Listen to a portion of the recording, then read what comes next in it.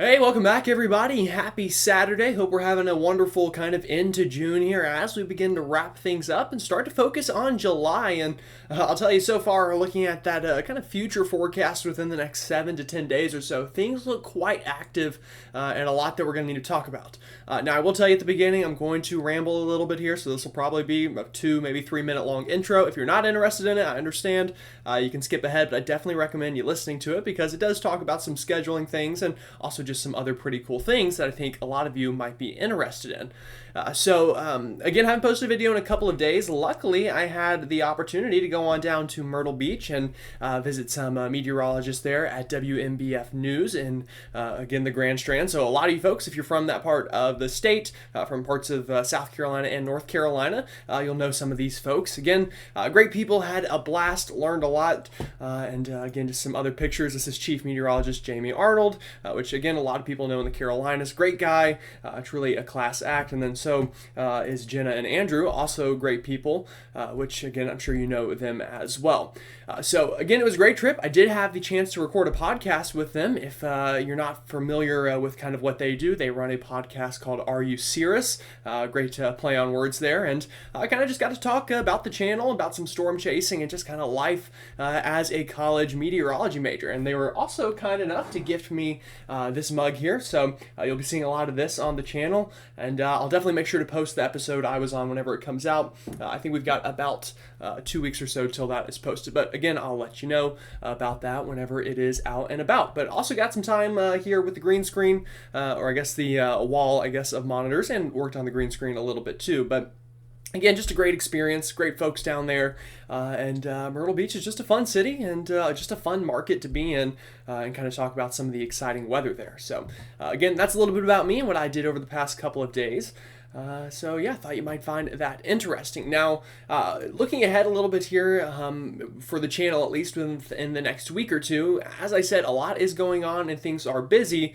Unfortunately though, I don't want you to expect a lot of videos on my end just because this is kind of a busy next really week or so for me, even longer than that, probably about 9 or 10 days. I'm pretty busy working today, even tomorrow, Monday. I have work multiple doubles in a row, so that's going to fill up my schedule. And then I'll be back home in the upstate for a couple of days, spending time with family for vacation. So again, just don't expect a lot of videos here within the next 10 days, which is unfortunate because again, I know things are heating up in the tropics and we also have some severe weather to talk about back in the lower 48. But again, just kind of a busy time period for me. But the second I get back into town, and I've got some time, I'll get right back to it and keep you all updated. But you can also follow me on social media. Again, I have that linked in the description of this video, the Twitter there. I'm trying to think of other things, Facebook, Instagram, kind of a little bit of everything. So you can follow me on there. I'll try to keep you updated on the latest that is happening. And speaking of the latest that is happening, let's take a look at kind of the tropics here. And again, things are really heating up for a lot of folks out there in the Atlantic Basin. Now, I'll go ahead and circle a couple of areas here that we're watching. All of these are either invest or already named storms. I know the one is kind of off the screen a little bit all the way on the right, but I'll show you that one more in depth here in just a moment. This first guy, though, this is Invest 95, I want to say, but either way, whatever the name is, not that important. What is important is this isn't going to be that big of a deal. This could develop into a very weak tropical storm, but likely just a lot of rain for portions of Mexico within the next week or two. Now, the bigger deal is going to be this guy. This is Tropical Storm Berryl, and a little cheat sheet I have here, all of our Atlantic names for at least the next 5 storms or so. So hopefully, we can go a week or two without getting through all of those. But again, Tropical Storm Berryl forecasted to become a hurricane here in the near future. Honestly, potentially before the weekend is over, this could be a hurricane. And this is moving towards the Lesser Antilles and eventually into the Caribbean, where folks in Jamaica, Cuba, maybe portions of Hispaniola may be under the gun for some impacts from that. And then way on down the road, maybe somewhere into the Gulf, but right now, that looks, way out there, and we'll kind of just focus on the near to medium term before sounding any alarms in the long run. And honestly, the odds that it gets into the Gulf as anything that is super strong is pretty unlikely at this point. So that is the good news. But again, only June, so the fact we're even seeing these storms out into the middle of the Atlantic and this ITC zone is quite uncommon. In fact, the last time we had a hurricane forecasted to get this far into the Caribbean this early on was 2005, and anyone who was around for 2005 unfortunately knows that was that was the big year. So we'll see if this year's similar. Again, definitely some correlation, but can't guarantee it'll be quite that active, and obviously we'll hope it's not. But either way, you got to have those preparations in store. All right, so taking a look right at the National Hurricane Center map for today, and just kind of what we're expecting here in the long run. So again, this is that first area right over the Yucatan Peninsula. As I talked about, not really going to focus too much on that in this video. I'll show you a quick rainfall map for it, but other than that, not really impacts that are going to be too overwhelming for anybody. Berryl, though, and this area behind Berryl are kind of the bigger deal that we're going to be looking at. And if we kind of move this out into the 7-day, you'll notice, again, this area, low chance of developing, about a 40% chance. And again, just not that big of a deal. But Berryl and the area behind Berryl, both likely to become storms. Of course, Berryl already is, but Berryl likely to become a hurricane. The area behind it likely to become at least a tropical storm. Maybe also a hurricane, not out of the question. So that's something we're going to need to watch for sure going into the medium to long run.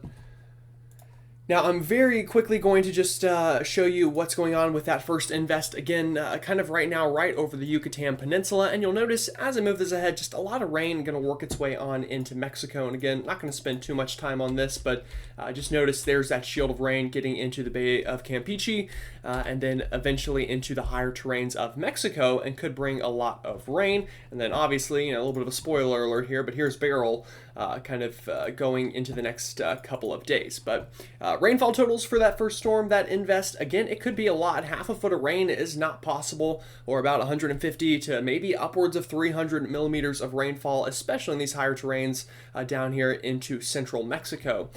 So again, something that anyone down there will want to be aware of, but luckily no impacts to the United States out of this one, which is of course where most of my viewers are from. So that is the good news there.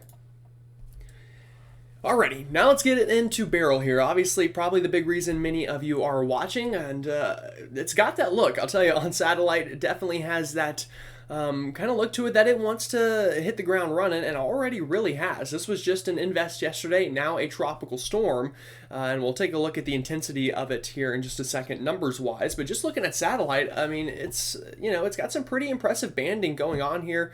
Let me stop this and move this ahead just so I can draw a little bit. But again, that center of low pressure right here under this kind of area of stronger convection indicated by these cold cloud tops, and also plenty of bright banding showing up here kind of on this. So, anytime you get kind of this sun look to any storm with, I guess how you see in most kids' drawings where they, draw a dot in the center and then kind of the rays on the outside. Anytime you see that in the Atlantic Ocean, it's never a good sign. Also kind of having that shrimp look to it, if you will, kind of like that, which again, I'm not an artist, so ignore that, but again, you get the general idea. Those are always signs of a storm worth noting, and also generally strengthening. And right now the environment Berryl is in is one that is relatively conducive for strengthening. Just a tad bit of shear here, maybe kind of blowing some of that convection off ahead of the storm a little bit. But overall speaking, plenty good enough for this to continue to develop. And as we've been talking about, that Atlantic Ocean has really just been on fire for more than a year now. Last year we kind of got saved, but unfortunately, because last year wasn't maybe quite as crazy as some people thought, the ocean really hasn't cooled down all that much. So anything that gets going really anywhere, it's going to have the fuel at the surface of the sea to really kind of catapult these storms into pretty strong systems. Now, this is a great website I love to use. This is Zoom Earth, and I'll go ahead and give a quick shout out to Mitch West. I saw him use this in one of his videos, and I thought, I can't really think of a better map to use to kind of show you what's happening now, as well as where these storms are going. So again, here we go. This is Berryl out here. Obviously, this big area of kind of white puffy clouds looking at satellite, and then behind it is that second invest area.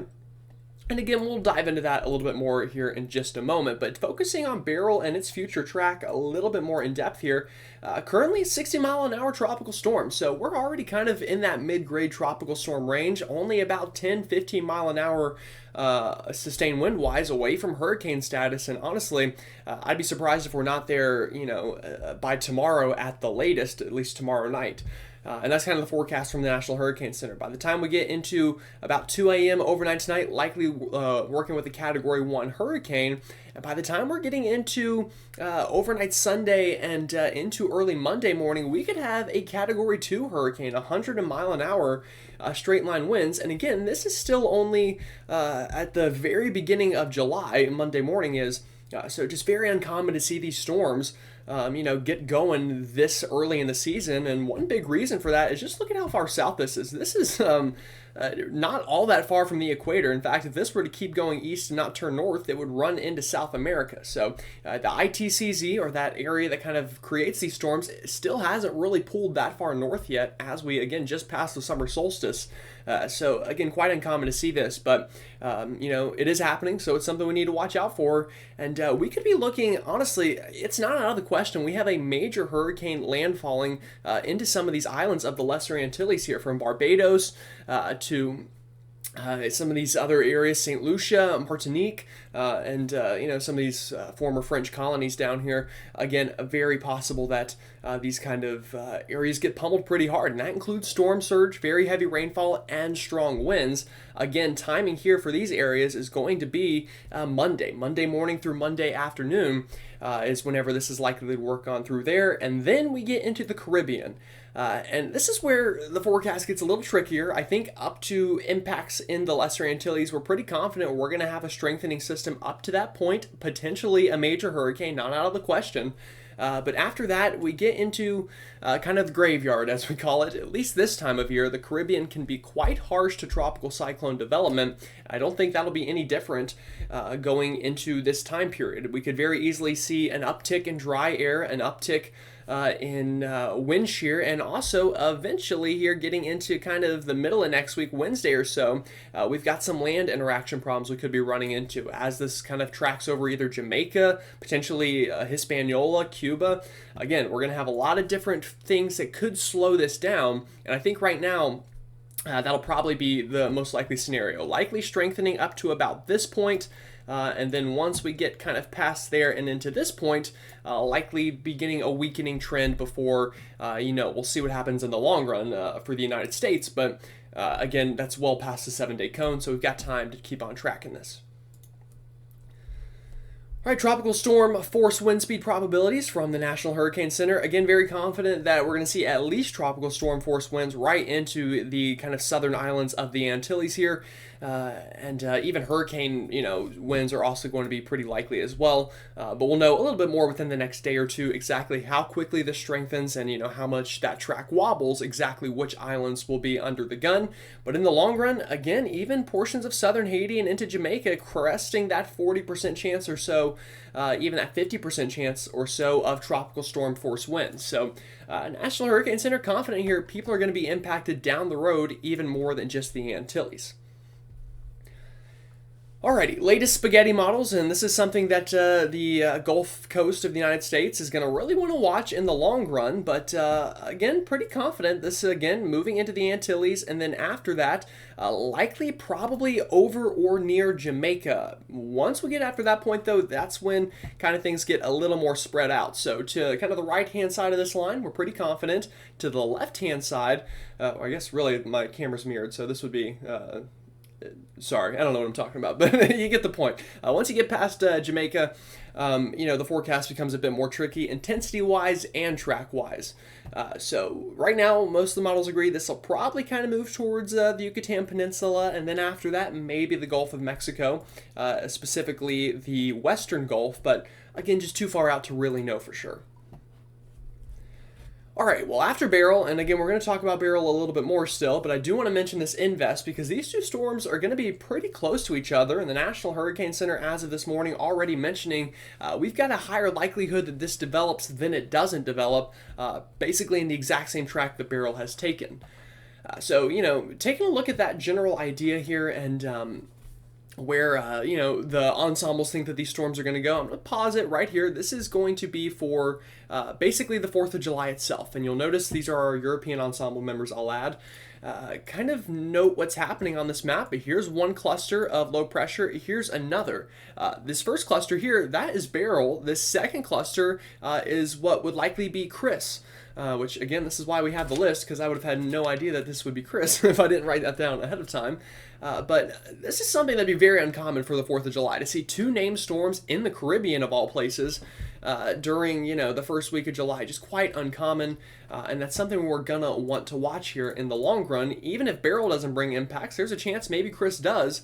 For some folks that don't get hit by the first one, or potentially some folks could get hit by both, specifically the Antilles, the southern section here. Model's very confident this could be a 1-2 punch, and again, very early in the season to see that.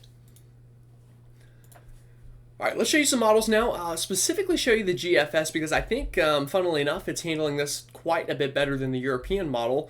So here we go. This is getting into early Monday morning and Monday afternoon. Here is tropical storm, and at this point, likely Hurricane Berryl, potentially a borderline major Hurricane Berryl, working into the Lesser Antilles here. This is showing 970 millibar low pressure. I think that's pretty realistic, honestly. Could be a tad lower, tad higher, obviously. But either way, borderline major hurricane likely working on through this area from what we know right now. Again, that'd be Monday, main impacts there. Again, storm surge is going to be a problem, flooding, and obviously strong straight line winds with a pressure this low. And we keep working this ahead, and you'll notice the GFS, like I said, kind of maintains intensity, maybe continues strengthening a little bit up to the kind of latitude of Puerto Rico once it gets about that far west. After that, that's when things could change a little bit. We could see a little bit more dry air, a little bit more wind shear, a little bit more land interaction, and you'll notice a slight weakening trend. But even then, we get into Wednesday, and now this is hitting Jamaica as still likely a hurricane, not major hurricane, probably more Category 1 with this kind of pressure. But again, impacts happening there. And at the same time, on the backside, here is what would be Tropical Storm Chris, potentially Hurricane Chris. Again, kind of at that borderline level, again hitting the Antilles. So going into the 4th of July, we could see some pretty interesting stuff on satellite. We could have 1 and maybe even 2 systems in the Caribbean impacting land at the same time. So again, going to be a very busy week here for a lot of folks in this area. And as we move this ahead, the GFS moving into the 4th of July afternoon and into the days following the 4th of July, kind of begins to weaken Berryl pretty significantly, and maintains Chris a little bit, but then eventually hits Hispaniola, and then that would kind of rip it apart, but still bringing pretty significant impacts. And then just to show you kind of way on down the road what the GFS does, it kind of tries to bring Berryl back to life a little bit in the Gulf of Mexico. But again, this is about 10 days or more out, so don't want you to focus too much on that. But no, you're going to want to keep an eye on it, just because there is the chance that it does kind of survive here for the long haul. All right, the GFS ensemble members, I showed you the European earlier. Here's the GFS. Again, same scenario here getting into Wednesday and Thursday of this coming week. Likely 2 named tropical systems, Berryl and Chris, both in the Caribbean or entering the Caribbean. And then eventually, much like the GFS model showed, kind of kills them a little bit in the Caribbean, and confidence in what happens after the Caribbean really diminishes pretty quickly here. So again, just showing you uncertainty in the long run, but pretty good confidence up to about 5 or 7 days. All right. I do want to show you kind of the floor for these systems. Again, I thought the GFS is doing a pretty good job. The European, I'm not quite buying, but I'll show it to you because, again, it's a good, maybe best case scenario, if you will. So here we go. Monday afternoon, European shows what is really just kind of a tropical storm moving into the Lesser Antilles. Again, from what we know right now, that feels pretty unlikely, but we'll hope that the European is right here. But either way, still kind of takes the same track as the GFS, and same story for Chris, similar track, but just 2 systems that are much weaker and much less impactful on the European model. Then they both kind of fizzle out in the Gulf and are never to be seen again here into the long run. So is that a possibility? Yes, but I would rate this a much lower possibility than the GFS model. Now, you might be wondering, well, these storms are going to strengthen in the near term. Why are they expected to weaken once they get into the Caribbean? Well, one main reason, I think, is going to be wind shear. You'll notice on the European model here, pretty big levels of shear are showing up here as we've got a couple different troughs kind of digging down south towards this system, and that's going to really increase the upper wind shear and, divergence, which is really going to kind of shred this system a little bit, I think, once it gets closer to Jamaica and Hispaniola.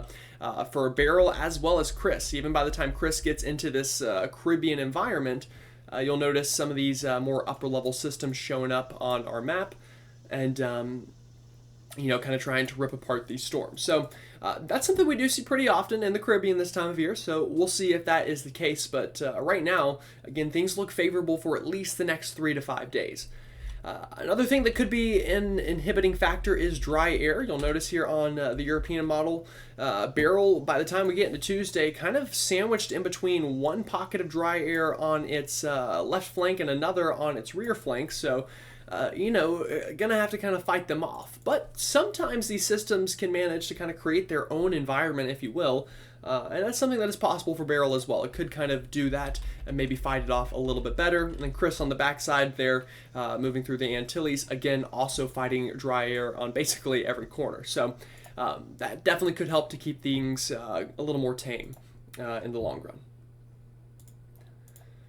All right, that's the Tropics update. Let's take a look at severe weather. This is something that I'm sure you're all tired of hearing about, and quite frankly, I'm tired of talking about, but it is important, and there is the potential for severe weather as we do have a cold front kind of working on through the country here today and tomorrow. So today, slight risk up for Ohio, Pennsylvania, kind of the Buffalo area, and into portions of northern West Virginia.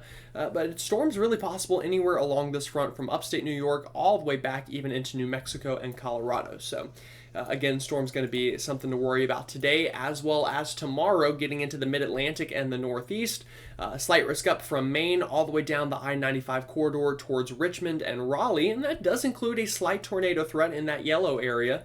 But main threat probably going to be strong straight line winds.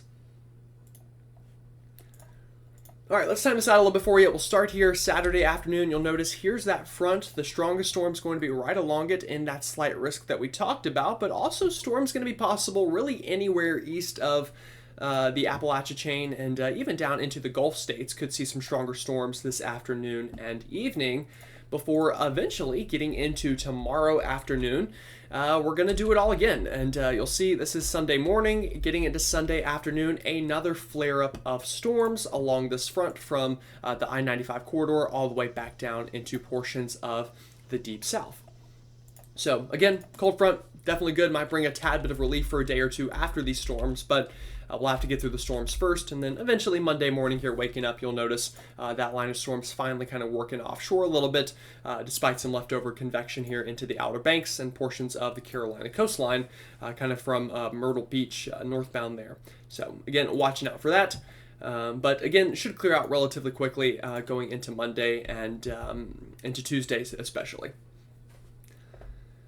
Alrighty, so the 4th of July, going to quickly mention that before I let you go and kind of start enjoying your weekend a little bit. There are some signs we're going to get a little bit of some troughing here into the upper portions of the country, specifically the northern plains. This could bring some showery and stormy activity, definitely for the 4th, and that shows up pretty well on, I guess I can move my head out of the way, sorry.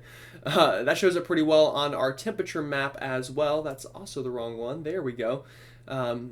Sorry, let me back this up a little bit. So again, shows up pretty well on the temperature map.